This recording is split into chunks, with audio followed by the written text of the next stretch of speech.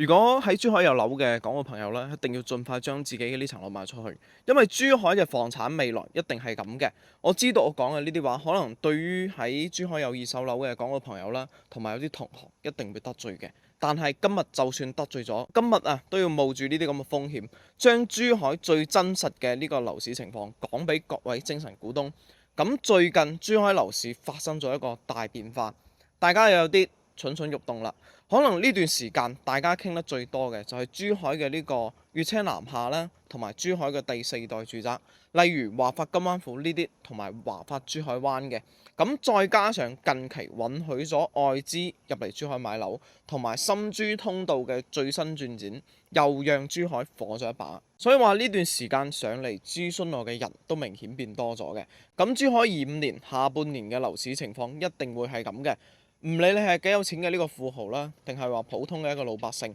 你都必須要了解呢一期嘅視頻。咁呢個視頻嘅內容係比較敏感嘅，隨時可能會被舉報同埋下架。咁各位精神股東啊，睇到呢度一定要記得俾我點翻個讚同埋訂閱一下，我哋直接上呢個乾貨。2025年珠海樓市一定會迎來全面嘅一個大洗牌同埋分化嘅。咁珠海遠郊嘅呢個剛需盤啦，市區嘅呢個老破大、老破小，將持續嘅通過以價換量，會繼續咁降價。反而有部分嘅呢啲板塊嘅新樓盤有可能會去漲價，但不過唔會升太多。如果你想全面咁了解珠海樓市當下以及未來嘅一個趨勢，仲有邊啲板塊價錢會上漲啦，邊啲板塊價錢一直會往下走嘅，咩樓盤買咗之後唔會蝕大底，你可以喺評論區打個8。我將珠海2025年啱啱出爐嘅一個新鮮滾熱辣嘅珠海樓市白皮書，同埋2025年珠海房地產市場年報嘅一個詳細情況已經整理咗出嚟啦。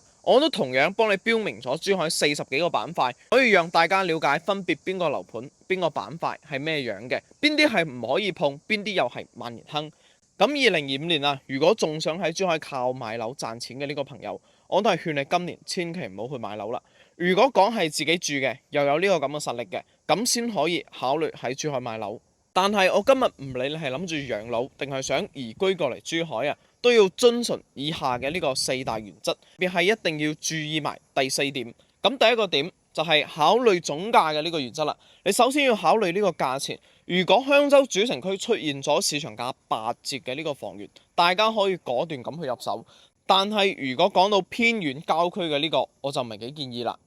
就算係目前打咗5折嘅呢個平沙新城、濱海商務區嘅呢個樓盤都唔可以去買。咁2025年珠海200萬以下嘅，依然係作為一個購房嘅主力軍。咁第二點，關注戶型，我哋可以揀到一個細3房嘅，唔可以去揀大2房。特別係90平嘅呢個戶型如果講到面積喺110平到120平嘅，可以考慮4房，就唔可以考慮3房啦。因為前者嘅呢個實用性會更加嘅強，咁到時候如果轉手嘅話，會更加嘅好轉手，而且自己住得會更舒服。第3點就係我哋可以揀熱門嘅板塊嘅細戶型啦，就唔可以去揀啲交通唔方便嘅遠大新。如果單純咁講可能大家冇咩概念。咁比如話，如果考慮香洲主城核心區嘅一個細3房，就唔可以去考慮平沙新城、濱海商務區嘅呢個大3房或者係細4房啦。咁第4點就係我哋目前要重點關注嘅呢個日常配套。咁呢啲配套一定要有。如果係正在建嘅，咁你就唔可以聽佢哋去食呢個餅啦。